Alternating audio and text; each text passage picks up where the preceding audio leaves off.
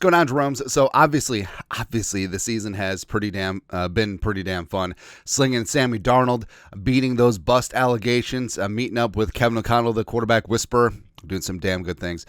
Justin friggin' Jefferson, John Grenard, all sides of the ball. Vikings have been fun, man. And also that defense. Woo. Number one pressure defense in the league. Brian Flores and company getting after things, and they've been a ton of fun. And Kevin O'Connell and Brian Flores bring the Vikings a Jerome Bardi un timeo. It's not as crazy as you think, right? And with the actually NFC and actually both conference playoff pictures are pretty well set, and the Vikings going to get in. This is going to be a wild card, outside chance of winning the division, the 1 seed. We will certainly take it, but a lot of people are poo-pooing the 10-2 Vikings, sleeping on them, but it's okay. Let him sleep. But someone who isn't sleeping is Bucky Brooks, our guy, NFL.com, draft guru, love his stuff with Daniel Jeremiah, former Tar Heel, North Carolina, come on, raise up. We won't talk about the NFL team he primarily played for. Yeah, but Bucky knows ball, really respect him, and he did up a piece, Stop Overlooking the Steelers and the Vikings as True Super Bowl Contenders. Ooh, I like it, spicy. Some excerpts, actually, whole thing. Number one, Kevin O'Connell and Brian Flores form a coaching dream team.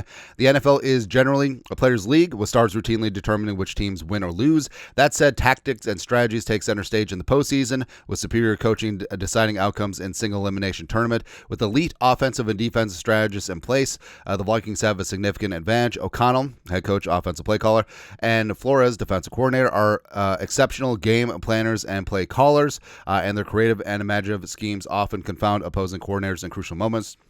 And these gurus not only test the discipline of opponent schemes, but also consistently create big play opportunities for Minnesota's playmakers. And then it goes on about the offense and the defense. And it is true, where Kevin O'Connell probably wins that playoff game against the Giants if Donna Shell's defense didn't give up 431 yards and 31 points to Daniel frickin' Jones. Not that I'm still bitter and still remember those exact numbers. Yeah. And Flores, that defense, I love how versatile they are. Right, and like 1 week they're playing man against the Cardinals, the other week they're playing a mush rush against Chicago. Another week they're bringing the house. Probably this week against Kurt. So the Zimmer defense was great, except he kind of knew what you're going to get every single week, and it was kind of like, hey, here's what we're going to do: just stop us, or we're going to stop you, sort of deal, right? But with Flores' defense, you don't even know what's going to show up every single week, and I love that.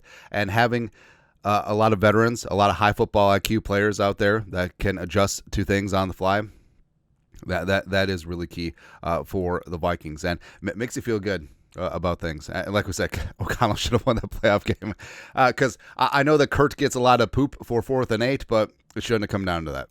That's all I'm saying. Number 2, Justin Jefferson and company can make Sam Darnold a star in the playoffs. Well, yeah, respect to Jefferson and all the weapons, but Darnold's been pretty good on his own, too. O'Connell's exceptional scheming as a quarterback whisperer has helped Darnold play like an upper echelon starter, but the Vikings' stellar supporting cast could make him a postseason star. Jefferson and Addison are spectacular route runners with rare playmaking ability as catch and run specialists and vertical threats.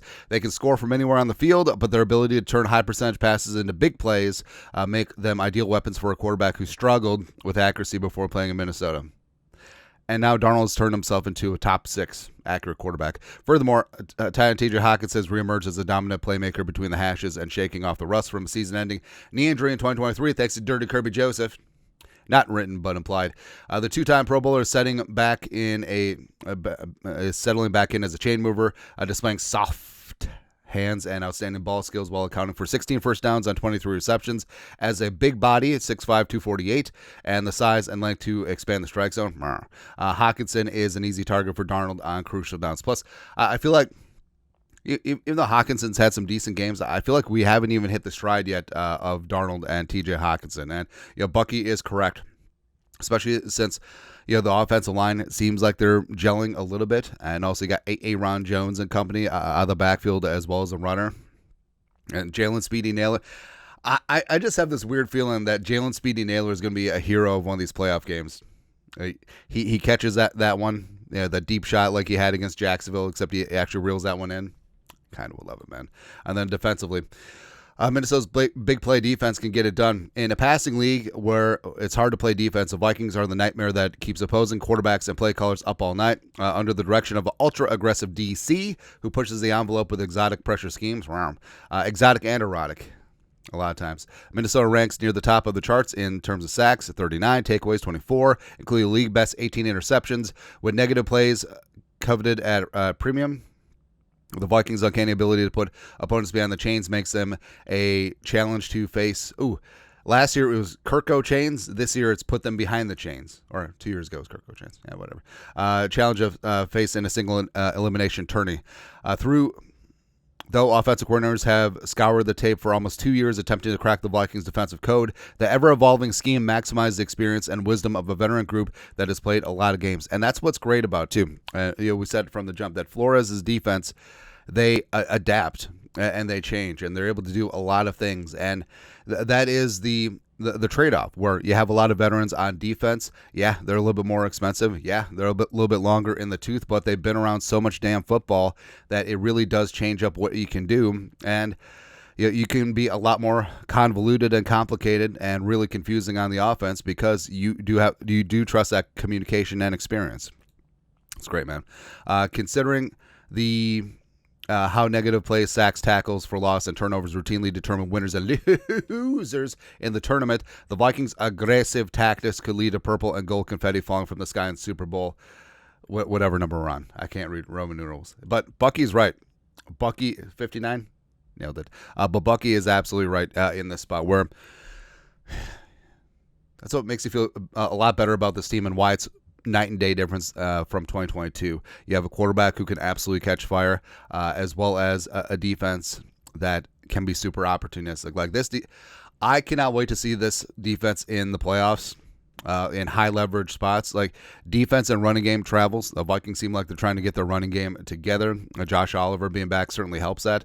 But I mean, this defense is downhill. They're number one in the defense against the run, and also the number 2 in takeaways, number 1 interceptions. Plus, you got Grenard number 1 in pressures. Van Ginkel and Grenard combining for 19 sacks so far this season. So it's you almost don't want to say it because you don't want to jinx it. And obviously, us Vikings fans being the way we are, it's kind of tough to do, right? But this season could be different. This season could be special. And Bucky is 100% right. I know that all of the press and the ink is going towards the Lions and the Eagles and the blah, blah, blah. But Vikings are threats too. And as we said in an earlier video, doesn't matter if it's home or on the road or whatever, this team is going to go out. They're going to punch you in the mouth. They're going to take the ball away. They're going to get after your quarterback's ass. We're going to score some tutties. Jefferson's going to do the gritty all over the place, and we'll go from there, man. So I think that this team has a chance to be a lot of fun. But your thoughts are thoughts. Bucky Brooks, don't sleep on the Vikings Super Bowl contenders. Woo! That's absolutely right, man. Let us know your thoughts, our thoughts, his thoughts, comment section. You guys know what to do. Skull, production value.